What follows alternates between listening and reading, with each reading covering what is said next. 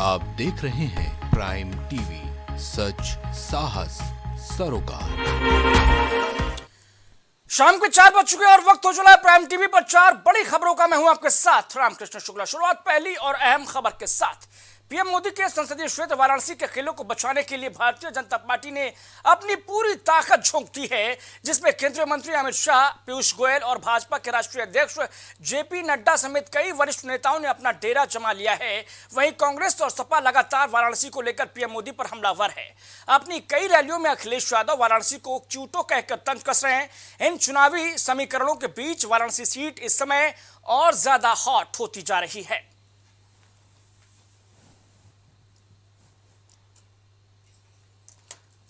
तो वाराणसी में 7वें और अंतिम चरण के चुनाव से पहले दोनों ही पक्षों ने, चाहे वो नरेंद्र मोदी के पक्ष की बात हो, चाहे वो बात हो विपक्ष की, एनडीए बनाम इंडिया, दोनों ही अपनी अपनी ताकत झोंक रहे हैं। बीजेपी समेत एनडीए के तमाम जो घटक दल हैं, तमाम जो बीजेपी सरकार के मंत्री हैं, स्टेट से लेकर सेंट्रल तक के, उन्होंने अपना डेरा वाराणसी में जमा लिया है। पूर्वांचल का केंद्र कहा जाता है काशी, और काशी से तीसरी बार लगातार पीएम मोदी यहाँ से मैदान में हैं और चुनाव जीतने के लिए हर कोशिश आजमा रहे हैं। और इसके लिए बीजेपी के तमाम बड़े लीडर्स यहाँ पर डेरा जमा चुके हैं। लोगों तक, वोटरों तक अपनी बात पहुँचाने के लिए सरकार की उपलब्धियों को गिना रहे हैं और ये बतला रहे हैं कि दरअसल में अगर विकास हो सकता है तो इस वाराणसी में नरेंद्र मोदी को एक बार फिर से जिताकर ही ये विकास संभव है। विकास का रास्ता जो है वो दरअसल उत्तर प्रदेश के वाराणसी से यानी कि काशी से होकर गुजरता है और ज़रूरत है कि यहाँ पर विपक्ष को चारों खाने चित किया जाए। ये मैसेज देने की कोशिश भारतीय जनता पार्टी की ओर से।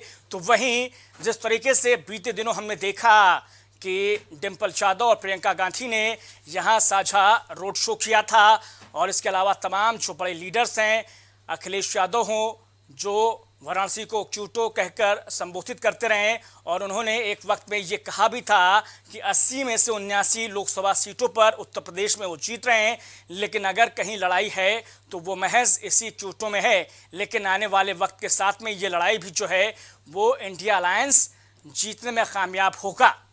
ऐसे में वाराणसी जो है वो 7वें और अंतिम चरण के चुनाव से पहले केंद्र का विषय बना हुआ है। पूर्वांचल का केंद्र तो कहा ही जाता है, लेकिन इस वक्त पूरे देश का केंद्र बना हुआ है, देश की सियासत का, क्योंकि यहाँ से पीएम मोदी 2 बार सांसद चुने गए, दिल्ली पहुँचे, यहाँ से सांसद बनने के बाद प्राइम मिनिस्टर बने, और अब लगातार तीसरी बार जब वो वाराणसी से मैदान में हैं तो यहाँ पर कोशिश है कि एक बार फिर से बड़े मार्जिन के साथ चुनाव जीता जाए और चुनाव जीत के साथ विरोधियों में यह मैसेज दिया जाए और दिल्ली की कुर्सी पर एक बार फिर से विराजमान होया जाए।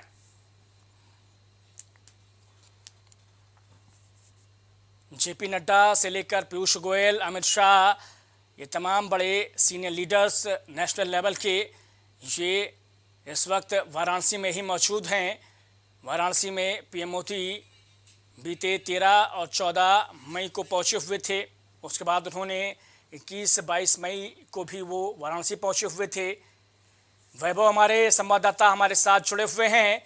वैभव, ये जो काशी का चुनाव है, ये चुनाव आखिर किस करवट बदल रहा है? क्योंकि भाई यहाँ पर कोई भी किसी से कम होता हुआ नजर नहीं आ रहा है, क्योंकि जहाँ नरेंद्र मोदी एंड जो दूसरे उनके साथी हैं, लीडर्स हैं, मंत्री हैं, वो यहाँ पर डेरा जमाए हुए हैं। लेकिन जिस तरीके से हमने बीते दिनों देखा कि डिम्पल, प्रियंका ने यहाँ पर साझा रोड शो किया, अजय राय भी अपनी मौजूदगी यहाँ पर दिखा रहे हैं, तो ये जो लड़ाई है वो दरअसल में बेहद दिलचस्प होती हुई चली जा रही है। वैभव जी बिल्कुल, देखिए, चाहे इंडिया गठबंधन हो या एनडीए हो, कोई भी अपने आप को कमजोर या कमतर दिखाता हुआ वाराणसी में दिखता हुआ नहीं नजर आ रहा है। क्योंकि आप देखिए, एनडीए जो है उनके जो भी शीर्ष नेतृत्व है, केंद्रीय मंत्री हैं या मुख्यमंत्री हैं या उप मुख्यमंत्री हैं यूपी के, या विधायक हैं, सांसद हैं, और जो स्टार प्रचारक हैं, लगातार वाराणसी में धुआंधार प्रचार कर रहे हैं, प्रधानमंत्री मोदी के पक्ष में वोट मांगने का काम कर रहे हैं।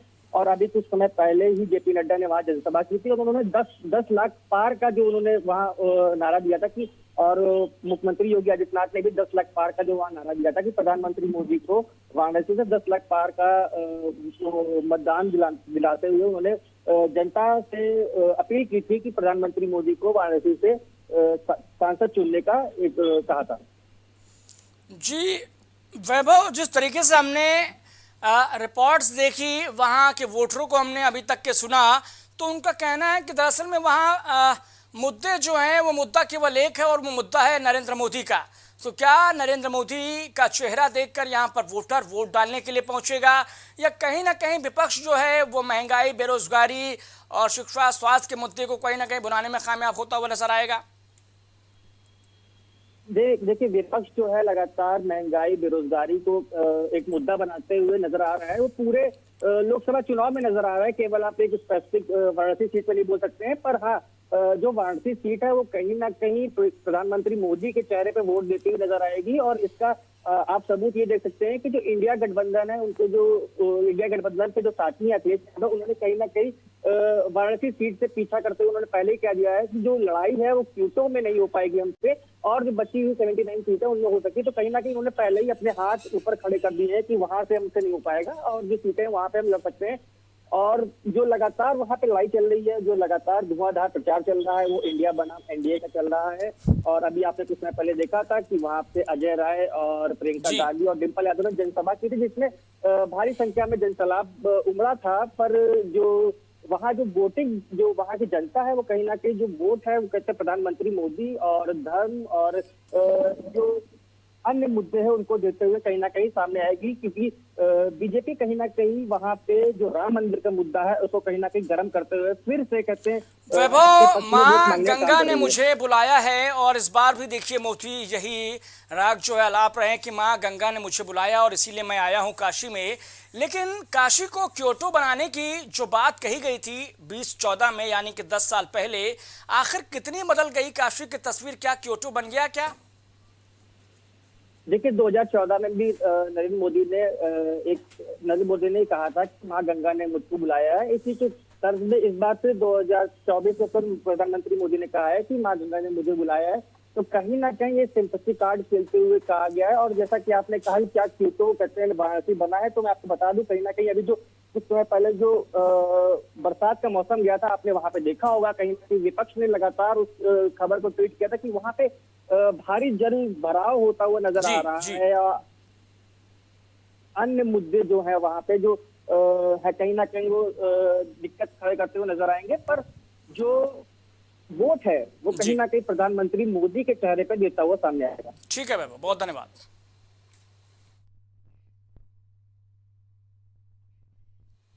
लोकसभा चुनाव के बीच दिल्ली के मुख्यमंत्री अरविंद केजरीवाल ने सुप्रीम कोर्ट का दरवाजा खटकाया है। उन्होंने सुप्रीम कोर्ट में एक याचिका दायर की है जिसमें अपनी अंतरिम जमानत को 7 दिन के लिए बढ़ाए जाने की गुहार लगाई है।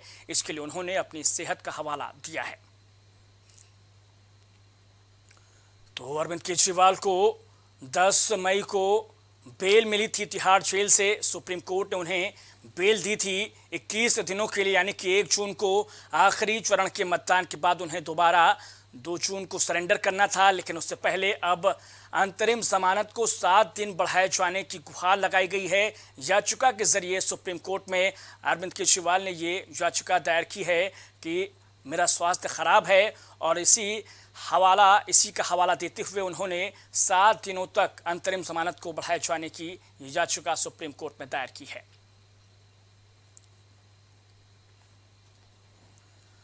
तो 25 मई को दिल्ली की 7 लोकसभा सीटों पर चुनाव हो चुके हैं, जहां पर दिल्ली में अरविंद केजरीवाल की सरकार है, उनकी पार्टी की सरकार है, मुख्यमंत्री अरविंद केजरीवाल दिल्ली के।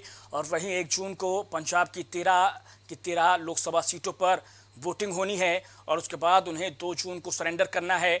लेकिन इससे पहले उन्होंने जो है अब सुप्रीम कोर्ट में एक याचिका दायर की है और अपने खराब स्वास्थ्य का, सेहत का हवाला देते हुए कहा है, गुहार लगाई है कि मुझे अंतरिम जमानत 7 दिन के लिए बढ़ा दी जाए। मेरी जमानत की जो अवधि है अंतरिम जमानत की, उसमें 7 दिनों का इजाफा किया जाए। तो फिलहाल अब इस पर सुनवाई होनी है। सुप्रीम कोर्ट क्या कुछ निर्णय देता है, क्या कुछ फैसला सुनाता है, क्योंकि इससे पहले सुप्रीम कोर्ट की ओर से एक टिप्पणी ये सामने आई थी कि अगर केजरीवाल जेल नहीं जाना चाहते हैं या फिर सरेंडर नहीं करना चाहते हैं तो केजरीवाल निचली अदालत से ये याचिका दायर कर सकते हैं अपनी जमानत को लेकर। राजेश यादव हमारे सहयोगी फोन लाइन पर मौजूद हैं। राजेश यादव, 10 मई को केजरीवाल को बेल मिलती है चुनाव प्रचार के लिए। 25 मई को दिल्ली में चुनाव हो चुके हैं, 1 जून को पंजाब में चुनाव होने हैं 13 सीटों पर। लेकिन इस बीच केजरीवाल की ओर से खराब सेहत का हवाला देते हुए 7 दिन और जमानत को बढ़ाए जाने की याचिका दायर की गई है। क्या जानकारी है? बिल्कुल राम, जिस तरीके से अरविंद केजरीवाल ने अपनी सेहत का हवाला दिया है और उन्होंने सुप्रीम कोर्ट में दरख्वास्त की है सुप्रीम कोर्ट से कि उनको जो है 7 दिन के लिए, अभी 2 तारीख को उनको 2 तारीख तक की उनको बेल मिली हुई थी, उनको फिर से जेल में जाना पड़ सकता था। लेकिन उन्होंने उसी को देखते हुए कि 2 तारीख को उनको जेल में ना जाना पड़े, इसीलिए उन्होंने स्वास्थ्य का हवाला दिया है और 7 दिन के लिए उन्होंने बढ़ाने की कोर्ट से मांग की है कि उनको जो उनकी अंतरिम जमानत है वो 7 दिन के लिए बढ़ाई जाए। जाहिर सी बात है कि इसके लिए उन्होंने अपनी सेहत का हवाला दिया है और सुप्रीम कोर्ट का दरवाजा जो है खटखटाया है। तो सबसे बड़ी बात यह है कि जिस तरीके से लोकसभा का चुनाव चल रहा, लोकसभा की सरगर्मियां हैं और पंजाब में चुनाव है और दूसरी चीज आपको बता दें कि और भी अभी 7वें चरण का चुनाव है। तो इसको देखते हुए सुप्रीम कोर्ट से उन्होंने अरविंद केजरीवाल ने दरख्वास्त की है। राजेश, यहाँ ये समझना चाहूंगा आपसे कि सेहत का हवाला दिया गया, क्या किसी खास मर्ज का यहाँ पर हवाला दिया गया जिसकी वजह से याचिका बढ़ाए जाने की मांग? क्योंकि बीपी की बात हो या शुगर की बात हो, ये दिक्कतें उन्हें हुआ करती थी। तो अब किस मर्ज को लेकर ये हवाला दिया गया है राजेश? राम, अगर बात करें हम अरविंद केजरीवाल के स्वास्थ्य की, तो जाहिर सी बात है कि जब वो यहाँ तिहाड़ जेल में बंद थे उस दौरान भी उन्होंने अपने सेहत के लिए उनको दिक्कतें हुई थी। वहाँ पे जेल के अंदर उनका शुगर हाई पहुंच गया था, उनका बीपी हाई पहुंच गया था। इन सारी चीजों के लिए वो लगातार इंसुलिन लेते हुए आ रहे हैं काफी लंबे अरसे से। तो उन सारी चीजों को देखते हुए उन्होंने सुप्रीम कोर्ट से एक बार फिर से सुप्रीम कोर्ट का दरवाजा खटखटाया है। सुनवाई कब तक हो सकती है सुप्रीम कोर्ट की ओर से राजेश आखिर में? देखिए राम, अगर बात करें सुनवाई की, तो जैसे कि आपको बता दें कि उन्होंने सुप्रीम कोर्ट में आज याचिका लगाई है अंतरिम जमानत के लिए। तो जाहिर सी बात है कि कल से परसों तक मैक्सिमम सुप्रीम कोर्ट इस पर सुनवाई कर सकती है और उनको, मुझे लगता है कि अरविंद केजरीवाल को राहत भी मिल सकती है सुप्रीम कोर्ट से। ठीक है राजेश, बहुत धन्यवाद।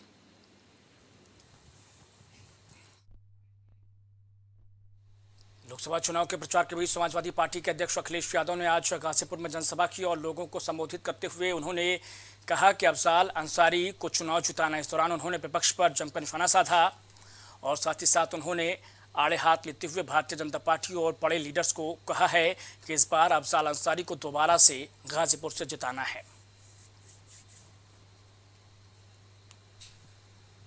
अफजाल अंसारी जो हैं एक बार फिर से गाजीपुर के मैदान में अपने किस्मत आजमाते हुए नजर आ रहे हैं। आखिरी चरण में 13 लोकसभा सीटों पर वोटिंग होनी है। इनमें अहम सीट गाजीपुर की भी है, वो गाजीपुर लोकसभा सीट जहां से मुख्तार अंसारी के भाई अफजाल अंसारी चुनाव मैदान में हैं, मौजूदा सांसद हैं फिलहाल, और एक बार फिर से वो इंडिया अलायंस के टिकट पर चुनाव लड़ रहे हैं। मुख्तार अंसारी की मौत के बाद ये फैक्टर जो है मुख्तार से जुड़ा हुआ, क्योंकि मुस्लिम एक बड़ी आबादी के तौर पर यहाँ पर देखा समझा और गिना जाता है। गाजीपुर ज़िले में एक बड़ी आबादी कही जाती है। तो जब चुनाव दोबारा से अब हो रहे हैं आम चुनाव, ऐसे में ये कहा जा रहा है कि इस आखिरी फेज़ में बीजेपी को अगर कहीं दिक्कत होगी तो 2 लोकसभा सीटों पर दिक्कत होगी। एक सीट घोसी लोकसभा सीट है मऊ ज़िले में जो आती है, और दूसरी सीट है गाजीपुर की, वही गाजीपुर जहां अखिलेश यादव पहुंचे हुए हैं। जनसभा की उन्होंने और अफजाल अंसारी के लिए वोट की अपील वोटरों से की है।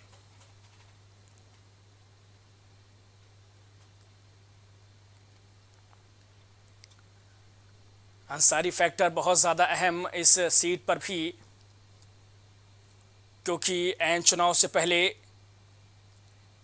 जेल में कैद के दौरान बीमारी से मरने वाले मुख्तार अंसारी का पर्याप्त असर इस सीट पर भी माना जाता है। गाजीपुर से आते थे मुख्तार अंसारी और अब उनके भाई एक बार फिर से चुनाव मैदान में हैं गाजीपुर के।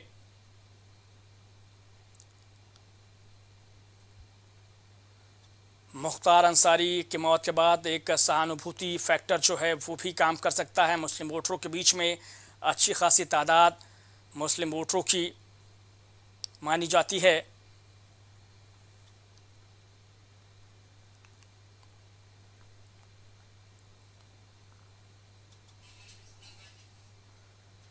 पवन मिश्रा गाजीपुर से हमारे सहयोगी जुड़ गए हमारे साथ। पवन मिश्रा, गाजीपुर की लोकसभा सीट वो सीट जो बीजेपी के लिए टेढ़ी खीर साबित हो सकती है। इस चुनाव में भी, बीते चुनाव में भी गाजीपुर में हार मिली थी और इस बार भी जो विपक्ष है वो लामबंद है और मुख्तार अंसारी की मौत के बाद एक बहुत ज्यादा सहानुभूति जो है वो गाजीपुर में मुस्लिम वोटरों के बीच देखी जा रही है।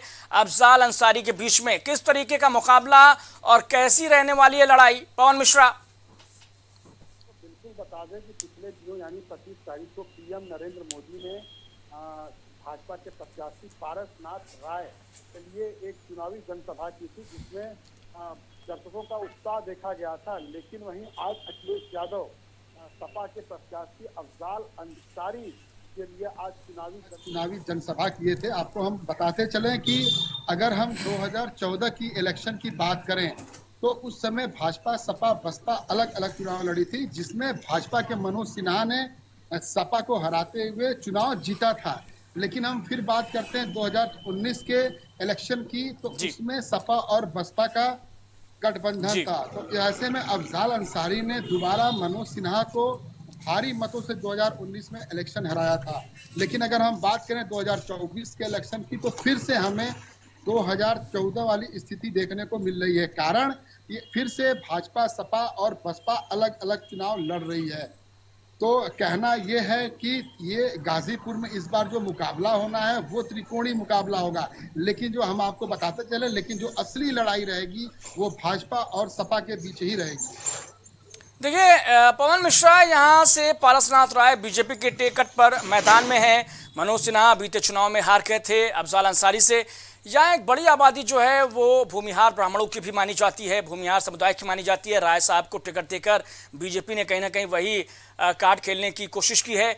लेकिन मुझे ये बतलाइए कि जिस तरीके से मुख्तार अंसारी की मौत हुई है, गाजीपुर में एक बहुत बड़ा असर माना जाता है मुस्लिम वोटरों के बीच। मुख्तार का सहानुभूति कार्ड खेलने की भी कोशिश की गई है और हमने देखा कि अफजाल अंसारी की बेटी जो है वो भी चुनाव प्रचार करती हुई, मंदिरों में जाती हुई भी उनकी तस्वीरें सामने आई हैं। तो कहीं ना कहीं जो कोशिश यही है कि भाई अफजाल अंसारी को किसी भी तरीके से यहाँ पर जीत दिलाई जाए। जी बिल्कुल, हम आपको बताते चलें कि जिस समय अफजाल अंसारी की चुनावी जनसभा को अखिलेश यादव संबोधित कर रहे थे, तो वहीं पर आज इलाहाबाद कोर्ट में उनकी एक दाखिल याचिका पे सुनवाई हो रही है। अगर हम बात करें मुख्तार अंसारी की मौत की, तो आपको बताते चले मुख्तार अंसारी की मौत के पहले दिन ही फायर ब्रांड नेता स्वामी प्रसाद मौर्य उनके पैतृक आवास पहुंचे थे।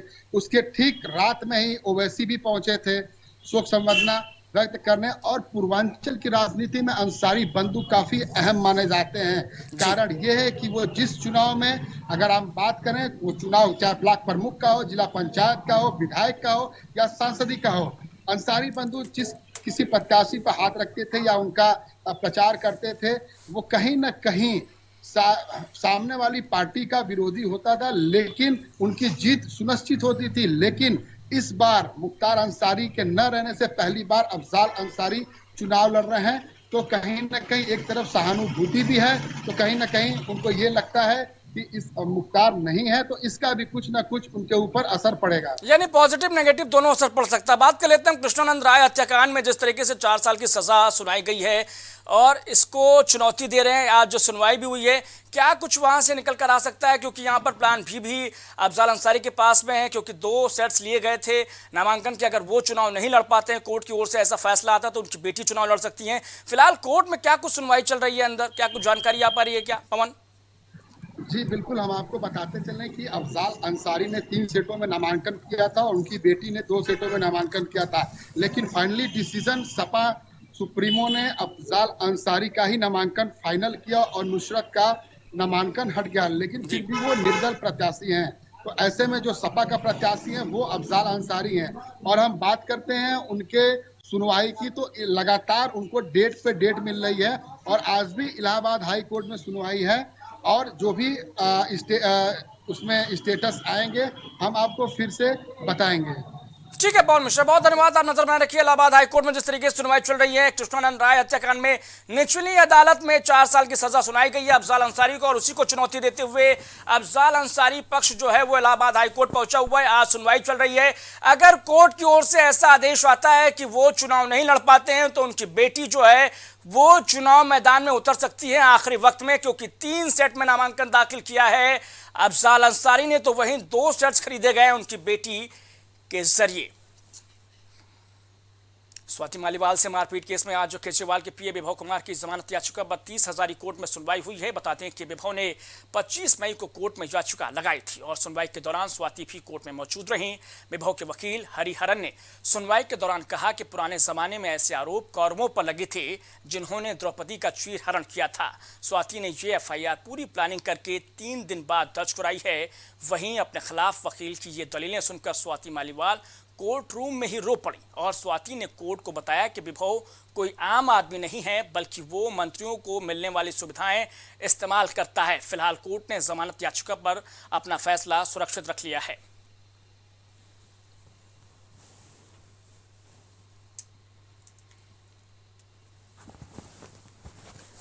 तो विभव कुमार कोई आम आदमी नहीं है, वो विभव कुमार जो मंत्रियों की व्यवस्थाएं जो है उनको दी जाने वाली सुविधाएं जो है वो इस्तेमाल करता है उन्हें, ऐसा कहना है स्वाति मालीवाल का। स्वाति मालीवाल ने देखिए तमाम तरीके के आरोप लगाए हैं विभव कुमार पर और इसी को लेकर अब जो है वो जमानत याचिका पर फैसला सुरक्षित रखा गया है कोर्ट की ओर से। अनुराग त्रिपाठी हमारे विशेष संवाददाता जुड़ गए हमारे साथ। अनुराग त्रिपाठी, एक जो मामला 13 मई को हुआ था, 16 मई को दर्ज होता है केस स्वाति मालीवाल से जुड़ा हुआ, और अब उस पूरे केस में जो है कोर्ट की ओर से फैसला सुरक्षित रख लिया है। क्या कुछ अपडेट, क्या कुछ जानकारी अनुराग? 13 मई की जो घटना है सुबह 9:30 बजे के आसपास थी और उसके बाद ये ड्राइंग रूम में ही पूरा जो सीन क्रिएट किया गया था और वहां पर कोई सीसीटीवी कैमरा नहीं था। हालांकि बाहर एंट्री और एग्जिट गेट पे कैमरे थे और उसके जो वीडियो थे वो भी वायरल हुए थे, लेकिन ये साफ नहीं हो पाया है कि जिस तरीके से आरोप लगाए हैं स्वाति मालीवाल ने उसमें विभव कुमार का कोई रोल है। हालांकि विभव कुमार कोई छोटी मोटी शख्सियत नहीं है, सीएम केजरीवाल के पीए हैं, तो उनके ऊपर इस तरह के जो आरोप लगे, एलिगेशन लगे, तो विभव कुमार के वकील भी तमाम तरह की दलीलें आज कोर्ट में पेश करते रहे। उसमें महाभारत के द्रौपदी वाला भी एक प्रकरण आया, तो उस प्रकरण को लेकर के भी स्वाति मालीवाल काफी कमजोर होती नजर आई और रोते हुए भी दिखाई दी तस्वीरों में। तो जाहिर तौर से ये पता चलता है कि ये पूरा मामला अभी आगे और बड़ा मतलब कहीं ना कहीं पेचीदगी भरा है। और जिस तरह से अब विभव कुमार की बात कर ले, दिल्ली पुलिस की कस्टडी में है 28 तारीख तक और उससे पहले जमानत से आज सुनवाई होनी थी। जो दलीलें रखी जा रही हैं, जो साक्ष्य हैं, वो ये साबित नहीं कर रहे हैं कि पूरी तरीके से विभव कुमार की कोई गलती, क्योंकि स्वाति मालीवाल कह रही है कि उनके साथ मारपीट की गई, कि उनका मेडिकल कराया गया, उसमें भी इतनी बड़ी कोई चोटें नजर नहीं आई हैं। तो ऐसे में विभव कुमार का पक्ष थोड़ा मजबूत दिखाई देता है। फिर भी दिल्ली पुलिस अपनी तरफ से पूरी मेहनत कर रही है कि कहीं ना कहीं जो स्वाति मालीवाल है उनको न्याय दिलाया जा सके। अगर विभव कुमार आरोपी हैं तो उनके साथ सख्त कार्रवाई हो।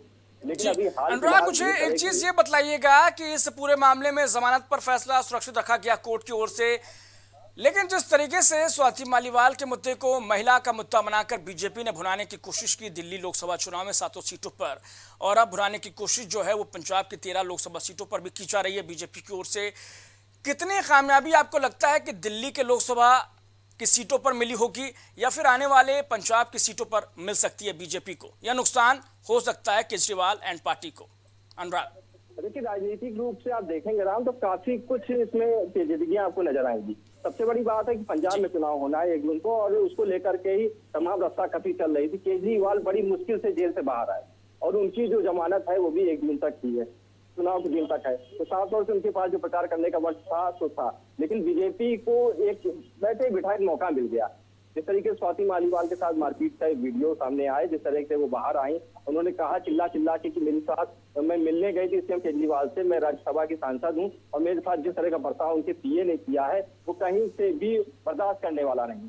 ऐसे में बीजेपी ने भी उस मुद्दे को उठाया और महिला अस्मिता का सवाल बना लिया और उससे जोड़कर तमाम तरह की चीजें खड़ी कर दी और दिल्ली पुलिस भी हरकत में आई और पीए जो विभव कुमार है उनको अरेस्ट भी कर लिया। उन्होंने अग्रिम जमानत की याचिका डाली, उस पर भी कहीं ना कहीं उनको राहत नहीं मिली। जिसके बाद ये पूरा मामला और ज्यादा घूम गया है और स्वाति मालीवाल के आंसू बेकार नहीं जाने वाले। दिल्ली पुलिस जिस तरह से मेहनत कर रही है तो हो सकता है विभा कुमार को आज जमानत मिल जाए, लेकिन उसके खिलाफ तमाम तरह के साक्ष्य जुटाने की कोशिश दिल्ली पुलिस कर रही है। तो आने वाले वक्त में केजरीवाल एंड कंपनी के लिए मुसीबत खड़ी हो सकती है। ठीक है अनुराग, बहुत शुक्रिया हमारे साथ जुड़ने के लिए और ये तमाम जानकारी अब तक साझा करने के लिए।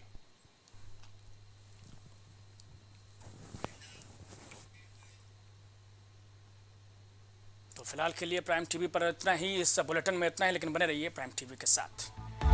कुछ भाव पुष्प। आप देख रहे हैं प्राइम टीवी, सच साहस सरोकार। गोयल सुपर स्पेशलिटी हॉस्पिटल आपके लिए लेकर आया है world class heart care facilities, जहां होता है हार्ट समेत सभी बीमारियों का बेहतर इलाज। संपर्क करें Ayodhya road, Chinhat, Lucknow. MGM hospital and research centre, advance neuro and spine surgery centre. आपका स्वास्थ्य ही हमारी प्राथमिकता। पता झलवा, प्रयागराज। करी भोजपुरी के पहला story telling mobile app यायावरी via Bhojpuri play store से और डूब जाएं दुनिया भर के कहानियन के अद्भुत सागर में आपन भाषा भोजपुरी में। यायावरी वाया भोजपुरी, कथा कहानी आपन बन। Cosmo laser dental clinic and dental implant centre, जो देता है आपको वर्ल्ड क्लास की बेहतरीन डेंटल सुविधाएं। पता प्रथम तल, Vrindavan tower, opposite hotel JK palace, civil lines, Prayagraj, Uttar Pradesh. संपर्क करें 3938882172। बाबा साहेब शादी.com, ये पोर्टल वेबसाइट शादी विवाह के रिश्तों के लिए ये बहुत ही भरोसेमंद और बेहतरीन पोर्टल वेबसाइट है। अभी तक बहुत सारे लोगों ने इस पर भरोसा किया है और मनचाहा रिश्ता पाया है। ये पूर्णतः सुरक्षित है। आप आज ही अपना निशुल्क पंजीकरण कराएं और मनचाहा रिश्ता पाएं। एम प्लैनेट डिजिटल वर्ल्ड लेकर आया है इलेक्ट्रिक स्कूटर की दुनिया में नई क्रांति। बेहतर कंफर्ट, आधुनिक सुविधाओं से लैस रोड का नया बादशाह। इलेक्ट्रिक स्कूटी अपनाए, प्रदूषण को कहे बाय बाय। पता प्रोफेसर कॉलोनी, कमला नगर, आगरा। मस्तिष्क मनोरोग, नस एवं नशा मुक्ति के विशेषज्ञ डॉक्टर राकेश पासवान। पता Sitaram hospital, Darbhanga colony, Lowther road, Prayagraj. राजनीति